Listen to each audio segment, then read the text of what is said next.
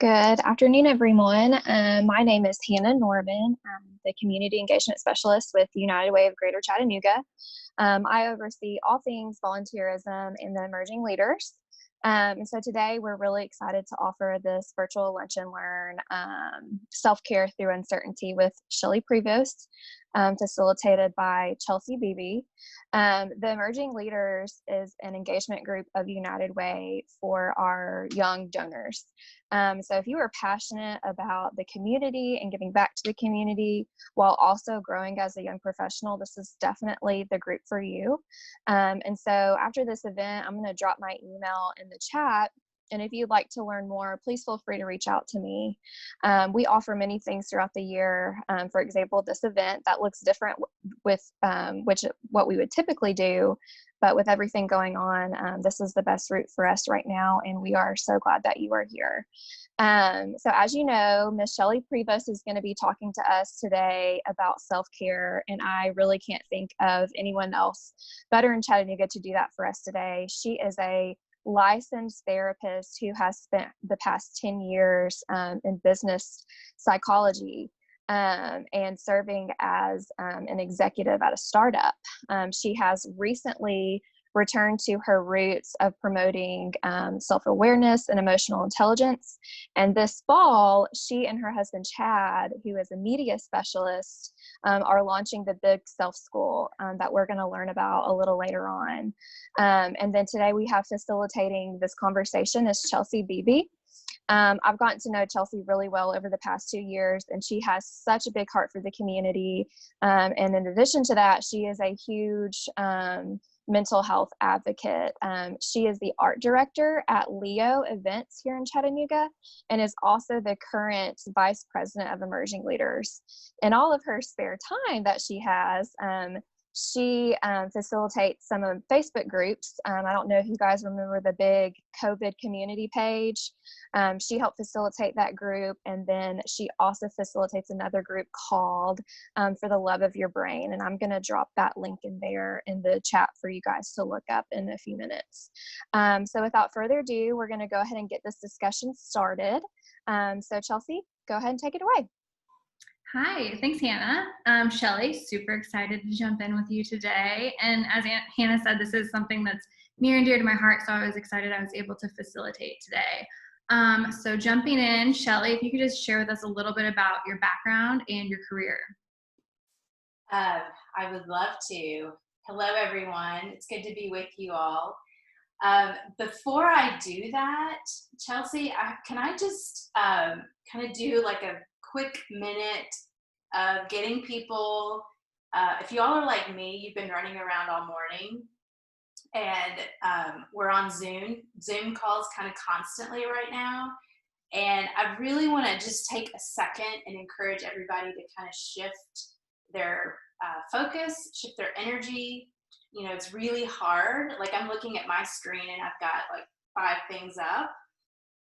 It's really hard to be present. And I think what we're talking about today is so important and so critical that I really want to just encourage everybody to take a couple big deep breaths, kind of check in with yourself. How are you showing up to this conversation? You know, that's a lot of what we will be talking about is kind of the mental framework that you're coming into what we'll be talking about today. So I'm saying this more for me than probably you all, just to take a couple deep breaths and give yourself permission to just be present for the next hour. So with that, my name is Shelly Prevost, and Hannah did a good job kind of talking about my background a little bit. I was a practicing therapist for many years and then went into the startup community. I was the director of happiness at a venture capital firm here in town and then started my own startup. That failed spectacularly and went through a deep bout of burnout, which nobody on this call knows anything about that, right? So it took me a couple years to really come out of that and recover in a holistic way. So to kind of get back to, oh, I'm Shelly now. It took a couple years. So what I've been doing over the last year and a half, 2 years, is coaching people through their burnout and fatigue and kind of the mental health and struggles that come around these beliefs that we need to do so much in our lives and accomplish so much in our lives. And so I help high achievers kind of, rethink some of those beliefs that may not be serving them so well. And so, and now I'm launching this new school with my husband. And so really getting back into my psychology roots, which is super exciting. Yeah, that's awesome. I totally relate on the burnout. I know I'm sure most of us do, especially with all the Zoom calls right now. So let's start with some of the basics on what your definition of self-care is, and how do you think self-care plays into the bigger picture of overall mental health?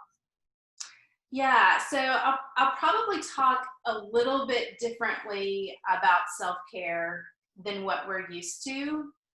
Certainly in kind of mainstream media, we hear a lot of buzz around self-care, so I'll probably talk about it a little bit differently. I want to read you a quote. This is, I think, the most perfect kind of embodiment of what self-care is to me. It's by Parker Palmer, who is, if you know me well, I quote him all the time. He's an activist, a scholar, a writer. He's phenomenal. So I really rely heavily on his work. He says, self-care is never a selfish act. It is simply good stewardship of the only gift I have, the gift I was put on earth to offer others. Anytime we can listen to true self and give the care it requires, we do it not only for ourselves, but for the many others whose lives we touch. And so that reframe of self-care is not a selfish act, but it's tending to our mind, our body, and our spirit, so that we can be of the best service we can for the people in our lives, whether it's vocationally, people we work with, colleagues, if we're parents. We can't be our best, biggest self unless and until we're taking care of body, mind, and soul. And so, and there's other way, we can talk about that some more, which I think we'll get to. But that's kind of my basic definition. To get us started. I'll leave it there. Yeah, no, that's awesome. And like you said, we'll touch on that again in a minute, just to talk through the difference of focusing on self-care and avoiding it as a trend. And so between that, what has made you such a passionate person and a positive promoter of psychology, self-awareness, and just being emotionally intelligent? Yeah, so when I was practicing mental health counseling, I was really involved in helping people get what I would say from -5 to 0, right? So getting back to their baseline, dealing a lot with pathology. And I wanted to help people get from 0 to 5. So, and to get from 0 to 5 requires different skill sets. It requires us asking different questions. And so that's what I really became intrigued by. When I was in my doctorate, I moved really away from mental illness and more into positive psychology, because these positive psychology, self-awareness, building your emotional intelligence, these are the ingredients for a meaningful life. So if you're interested in optimizing, flourishing in your life, you really do have to think of it differently. It's not just about surviving or coping or dealing. It's a different skill set to get us further.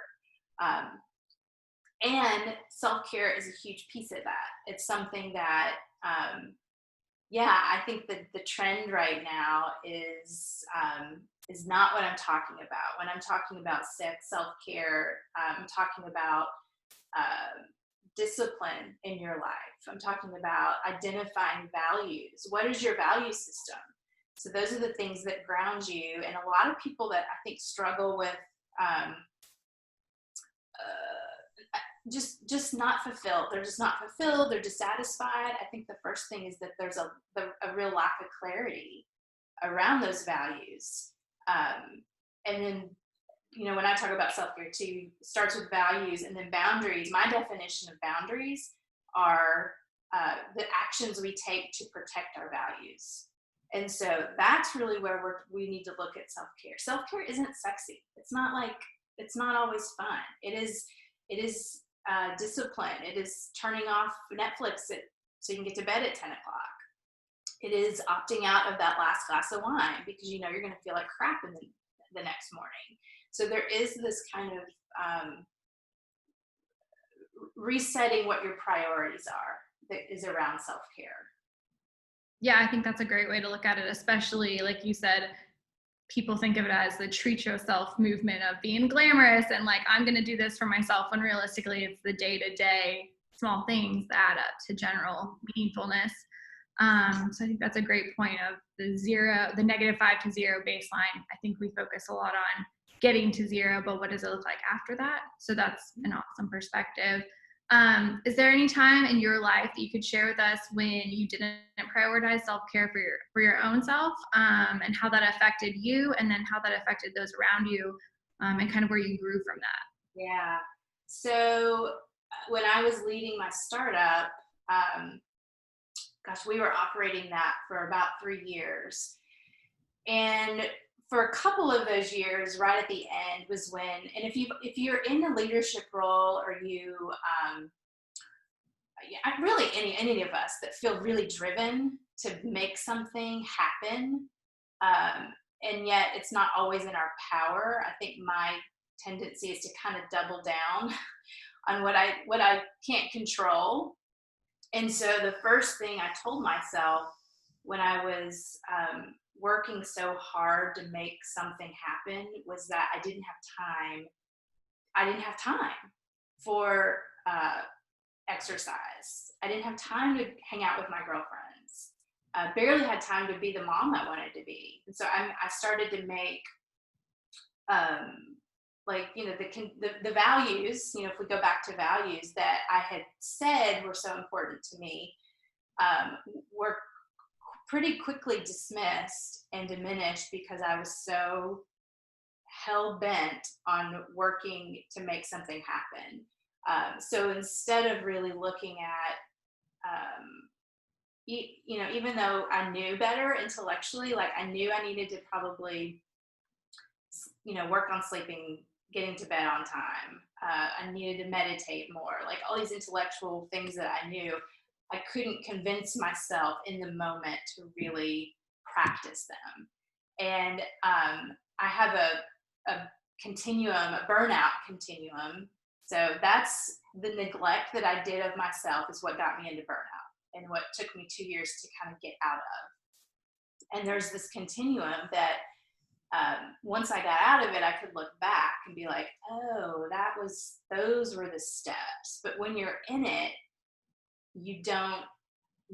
I lacked the self reflection and the self-observation to really understand what I was doing to myself. I mean, you just get on autopilot and you just start like, the hustle porn culture. Mm-hmm. That's what we live in. You just kind of convince yourself that in order to get what you want, you have to double down and work your ass off. And it's not true. So yeah, I had like a lot of, I went through some mental health stuff, lots of depression. I would call it more of a mild kind of situational depression, certainly not like a clinical episode that I know some people have.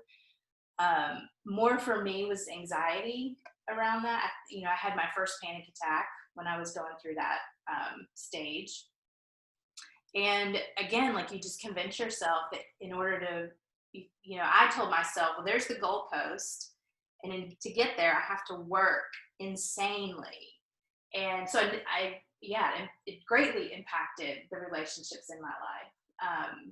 And so, the stages of kind of seeing myself grow from this like subtle dissatisfaction, like it's that first step of burnout, which is just super subtle. like we barely can recognize it. And most of us just say, this is life. Like, I just need to suck it up. You'll hear people say that a lot. They're not happy. They're not satisfied. But it's very subtle. And then what happens is most of us disregard that, and it just keeps piling up. And so it becomes like, I call it anxious exhaustion. And so we're in this tired and wired stage. And we just can't figure out how to fully relax. And even when we're revved up and doing things, it's not always productive things.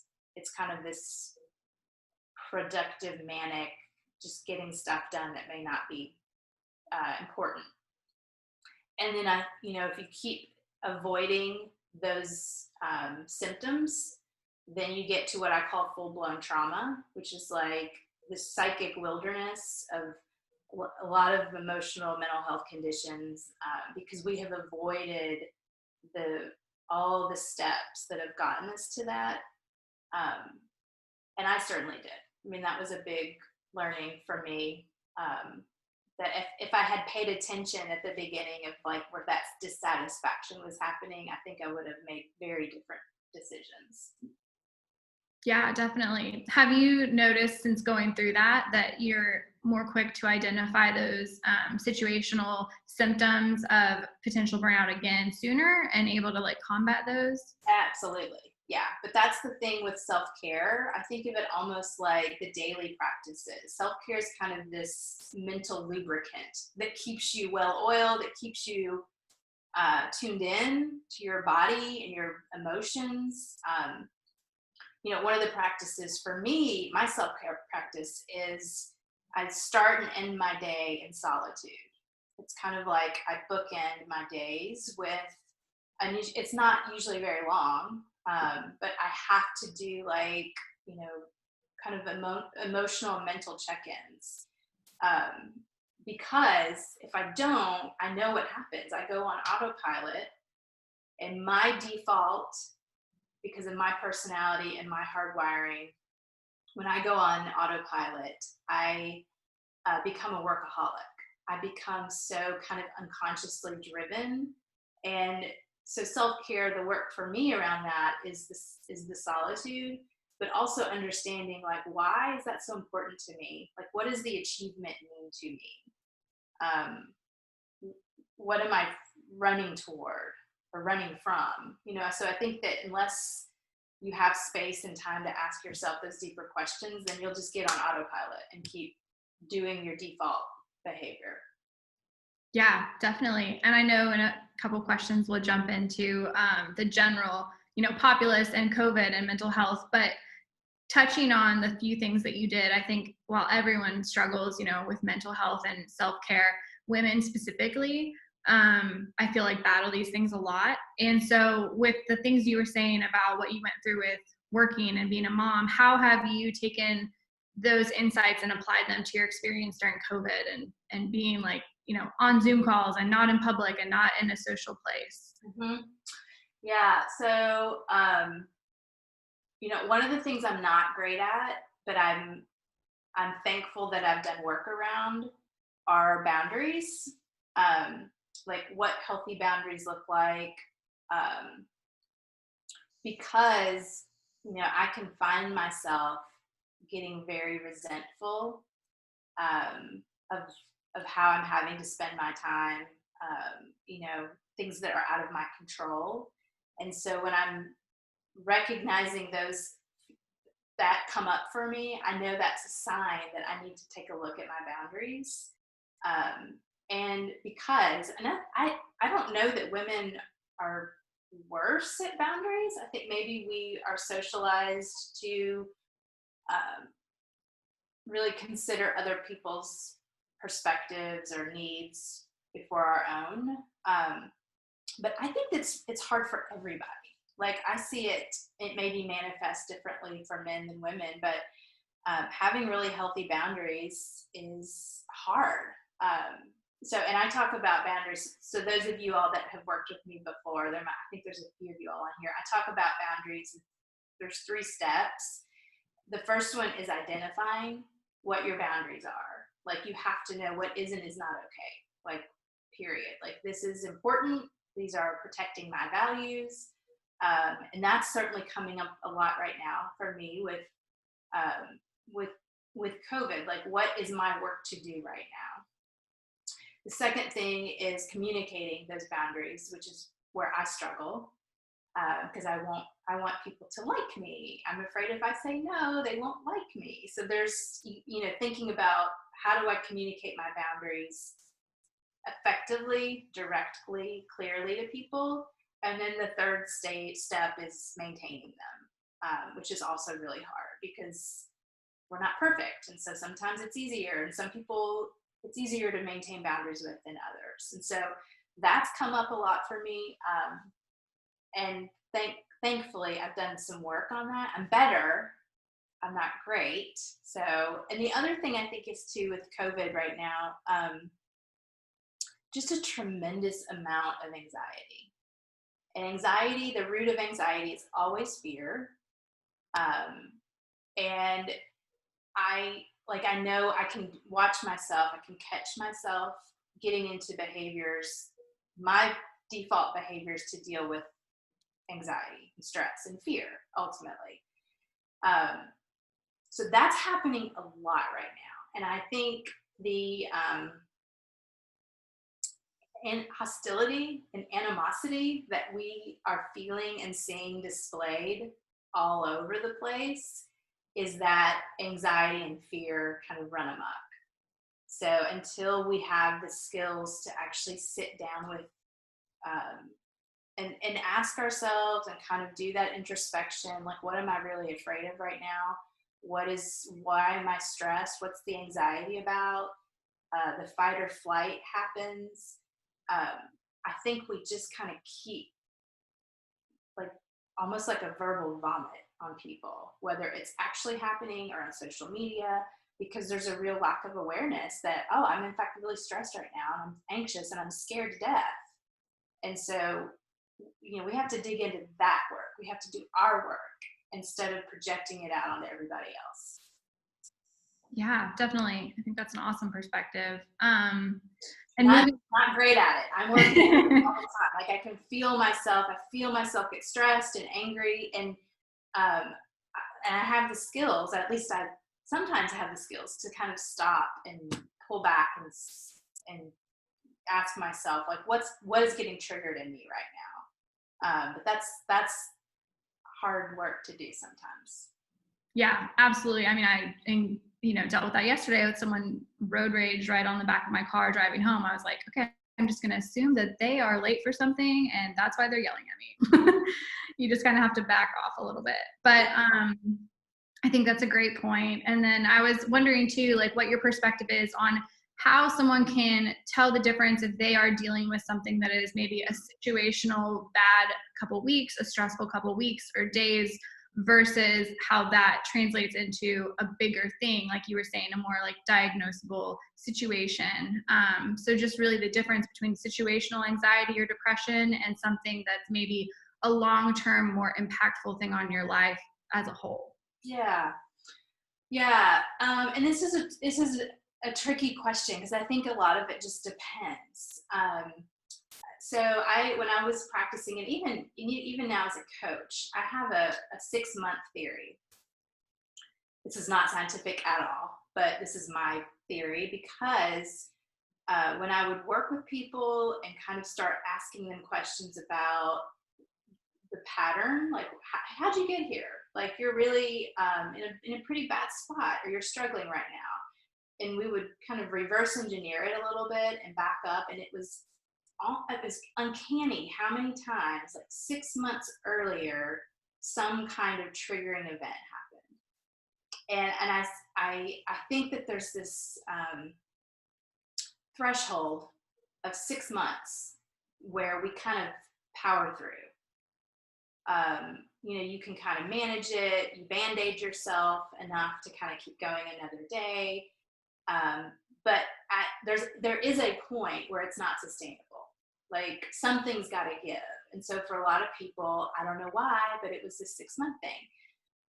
When we're knocking on the door of 6 months of COVID right now. You know, we think about like it started in March and here we are getting closer to the fall. So I think people need to look at kind of their own patterns. Like, what do they know about themselves and the ways that they typically cope? And it goes back to all of that self-awareness stuff that I harp on all the time. You have to know yourself. You have to know, what is your breaking point? How do you typically cope with things? Is it working right now? And if it's not, what needs to get changed? What do you need to reconsider and take a look at? And I think that's where coaches are helpful, friends are helpful, because it really is. This is a hard question because I think it is so individually based. But I do think if you have some chronic stress, that's probably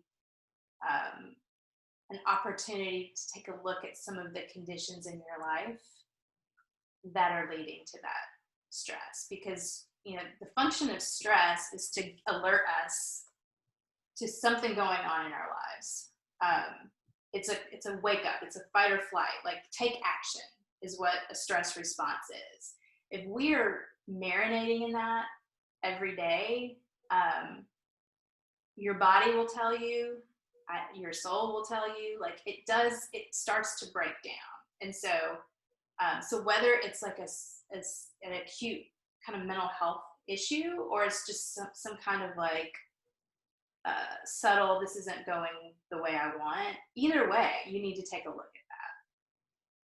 Yeah, definitely. I think that 6-month threshold that you were speaking of is very true. And with what Hannah was saying about one of the COVID pages that I've been helping sort of moderate, we're seeing that lull of we're in this and everyone kind of got used to it. And now we're at that 6 month where I know I am, along with others, are sort of at that breaking point of like, we're still in this, like, how do I reevaluate? So what are some of the ways with that 6 month period do you think that people can maybe re-identify triggers or rework things that they know do work for them, but in a new setting? I know that having routine completely thrown off for me has really showed me how much I rely on that routine personally. So I've definitely had struggles trying to figure out how to rework that. So what do you recommend for people going through things like that?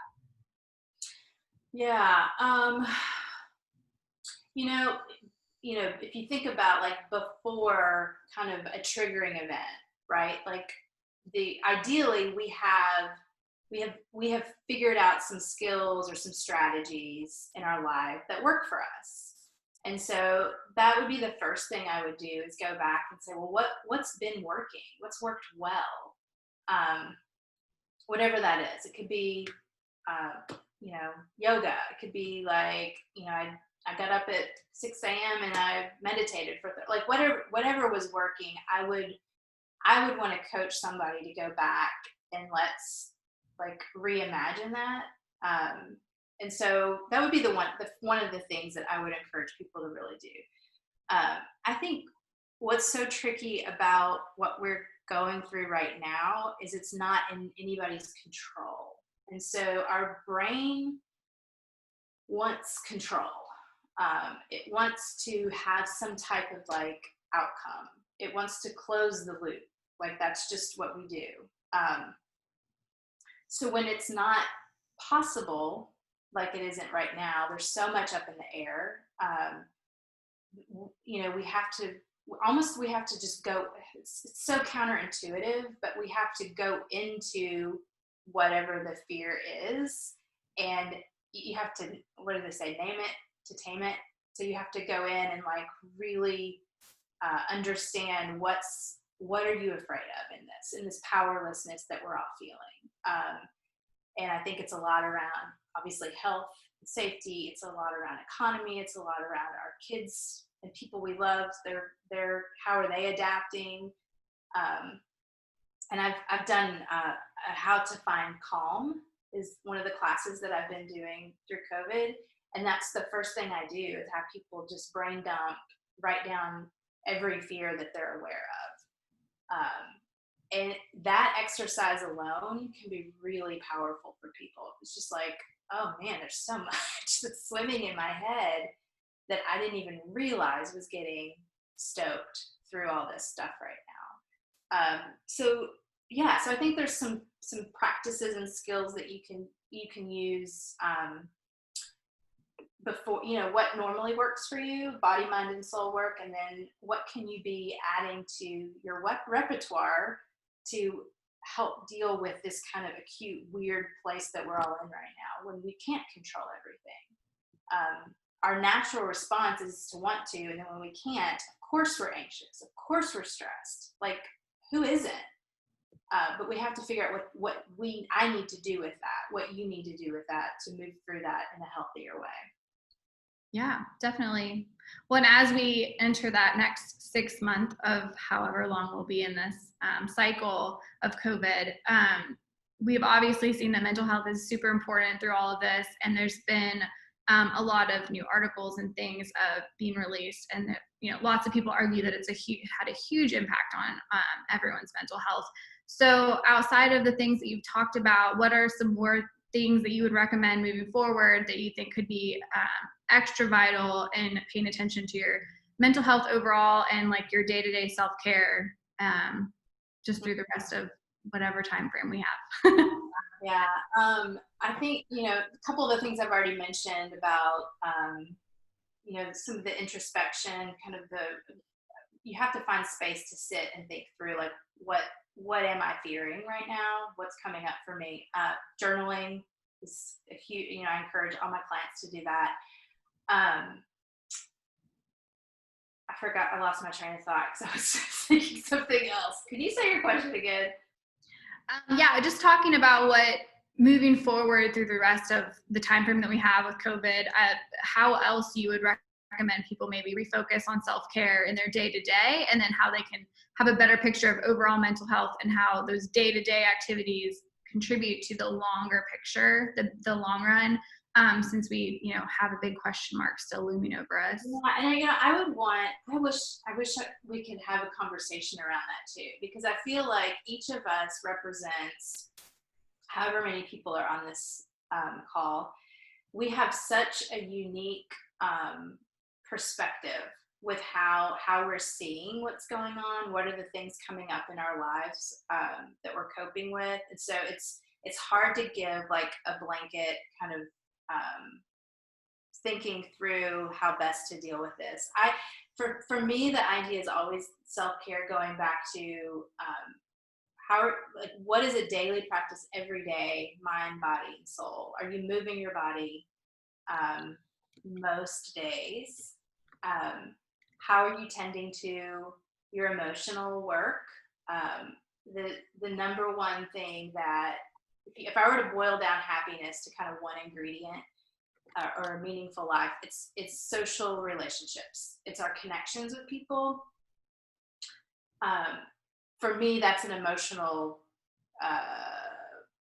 puzzle piece that I am not going to feel centered in my emotions if I'm not connecting with people.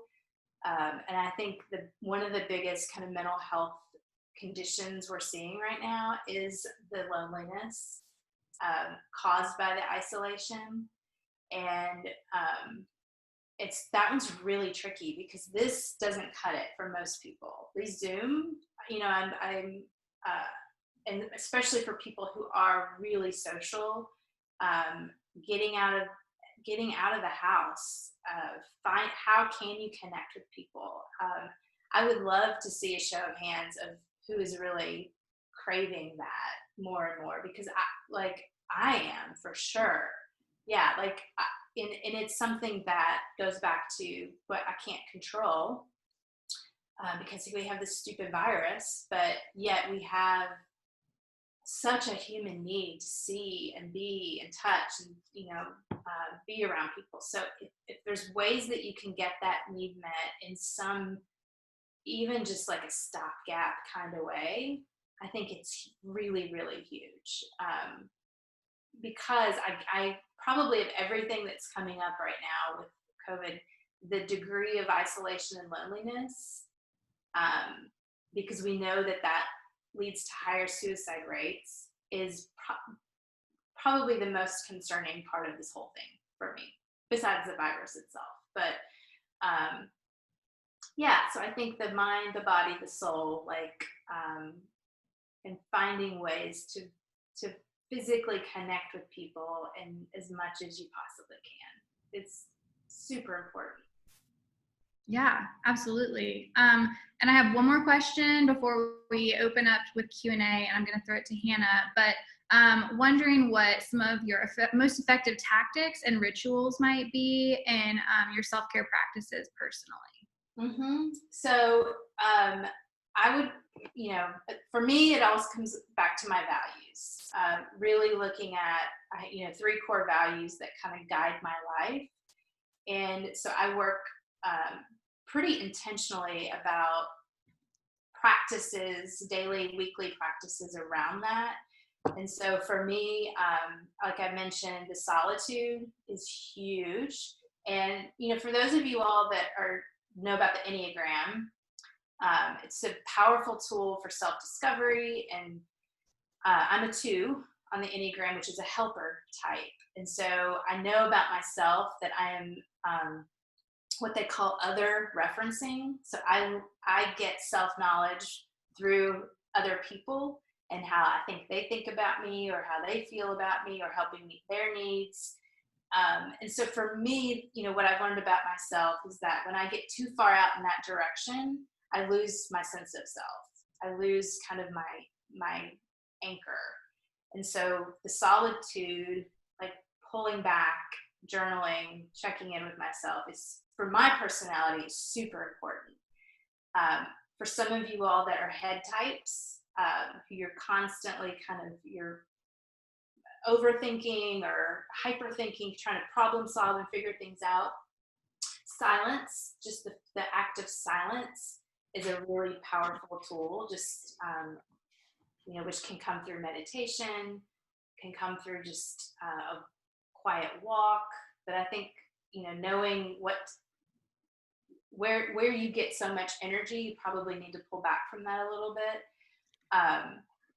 The other thing for me is because one of my values is family. So we have dinners most nights, not every night, but which is really easy now with COVID because we're all here every day. But we really carve out some dinner time as a connecting time. We try to do family meetings where we kind of, so my practices are based on my values, and my boundaries are based on my values. And so to me, that's self-care. That's how it's an inside outside job. So it's not about getting my nails done or a facial, although those are great. It is about clarifying what I want in my life, how I want to live my life, and then creating conditions in my life that support that. And so the practices are a way that I stay top of mind. Yeah, I know John actually mentioned in our chat, and Stacy, we all are on the board, but I've done the Enneagram as well. And I definitely agree that it's helped me understand really why I get worked up about some things and other things are fine. So what's your number, Chelsea? I'm a 7, which sometimes I wonder about, but I think it's pretty accurate the more I read. So yeah. So 7 is a head type. So always kind of planning and looking for the next fun thing to do. And so a self-care ritual for you might be silence, like trying to get your brain inactive for a while. Yes, so however you could best do that, to me, would be a great self-care practice to adopt in your life in some way. Yeah, that's definitely a challenge. I definitely see that I come up with every day is silence. So. Yeah. And if anyone has any other questions, like feel free to, like Hannah just messaged the chat if you want to private message them to me or to the whole group or ask them out loud, like feel free to jump in and ask Shelly anything you want. I'll ask one. Hey, Shelly. Hey. I'm kind of curious your thoughts around social media is such just a crazy part of our world now. And it seems like over the last few months between coronavirus and racial issues and an upcoming election, it can be a really triggering place to be. And so I'm just kind of curious your thoughts around, self-care and how to handle social media, and what are some best practices that you've seen that work really well for certain people. Mm-hmm. So, I mean, there's of course, like, how do you boundary your time? If you're scrolling for, X amount of time, put the phone away. So there's all these like really good practical things. But for me, I think the value I can offer here is around this. Understanding when you're getting triggered, what's coming up for you, and I have a Facebook group that someone just posted something about, do you feel more judgmental now than normal?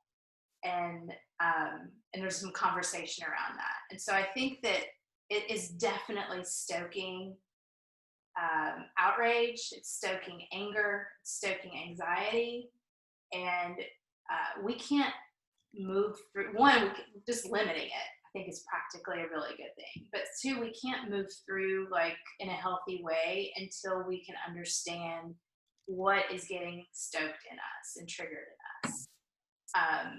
And judgment is always projection. And so it's things that the people that piss us off the most have the most to show us about ourselves, because those are the things that we're intolerant of in ourselves. It's we call it the shadow.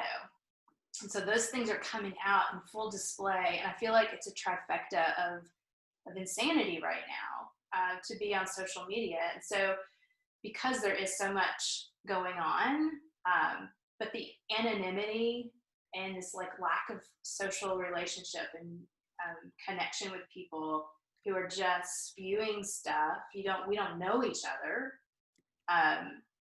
that's stoking anger and anxiety in us. If we aren't skilled to identify and work through, then we're just going to throw it back out, either in like a defensive judgment, or we're going to get angry and say something. So I have to, like, one, very, very much limit my exposure to it. Two, get into some kind of practice and understanding of, like, when I'm having an emotional response, that emotion is telling me, it's giving me data. I need to understand what data it's giving me. Like, what's it tapping into for me?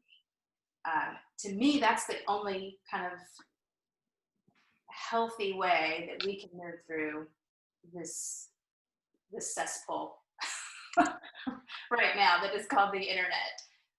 So I don't know if that's helpful, but it's an opportunity to really do some self-reflection and evaluation, and then through that, then you can make a better choice of how you want to respond.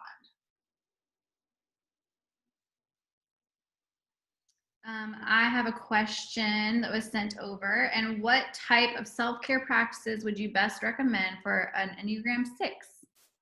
It's a great question. So 6 is a head type also. So I think that, it's funny. 6s are awesome because they are typically the most kind of anxious of all Enneagram types, because they're catastrophizing and they're contingency planning and they're looking for, like, that's how they live. Like, they're always doing it. So when a crisis actually happens, they're like ready.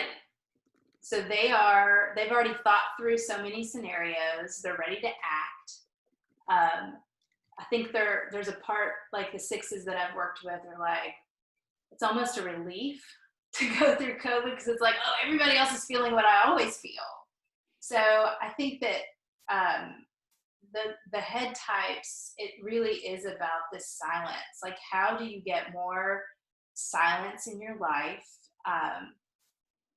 to just give yourself a brain break, really. And then the other thing with 6s is because 6s are very Sixes are skeptics, are loyal observer, or loyal skeptics is the name for people that don't know the Enneagram. They are very tribal, and so they're really always looking out for their community. And so I think sixes get sucked into a lot of solving problems on behalf of other people. And so the question is this my problem to solve? I think is an important one for sixes to ask themselves, and really think about, if it's not, what would a boundary look like in this situation or this conversation? The sixes I've worked with are like really struggle like to meditate, and so I've encouraged them to kind of baby step toward more silence and stillness. And a lot of them really enjoy walking. I think that's just the rhythmic. I'm still moving. My mind is still able to do what it wants to do, but there is this kind of calm, chill aspect to it also. I love sixes. My son's a six. Hey, Shelly, I have another question / comment. I have really loved your explanation of self-care. I think a lot of times it is used as like pampering, and this is a much more like intentional, like goes a lot deeper than that approach, and I really appreciate that. And this whole idea of what you're talking about so much, of just like paying attention to what's actually coming up inside of you and like why, has been something that, you know, I've already kind of been on that journey of figuring that out in the last 6 to 12 months. And part of that is because I'm a 3 and we never think about what's going on inside. And so I don't know that everybody else has that exact same struggle. But like, I got one from next door, and then I got one from. Hey, if y'all don't mind just to mute your microphones. Go ahead, John. 21-month-old. Anyway, yeah, so it's just that idea of just being more self-aware and paying attention.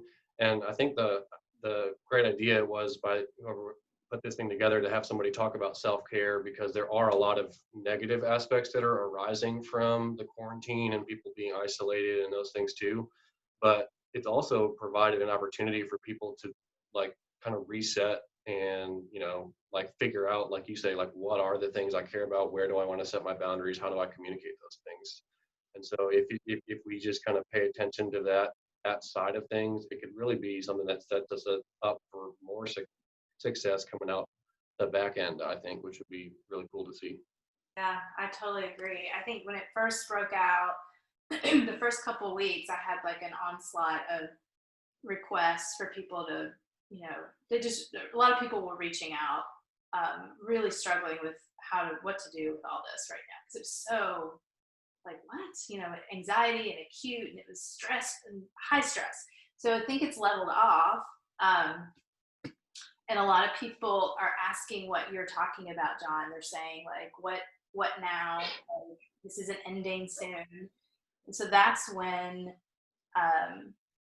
you know, self-care to me is way more about self-compassion and self-love, and like knowing who I am and loving it anyway, loving me anyway. And so I think people are in this like awareness that they want to move through this in a healthy way, and come out on the other side at least a little more intact, if not better, you know, than they were before. And so these practices can help you sustain this, but they can also help you kind of love yourself more. You know, if you use this experience as somewhat of an opportunity to examine yourself and then create these conditions in your life to protect that, then you could not only move through this in a healthy way, but come out even better. So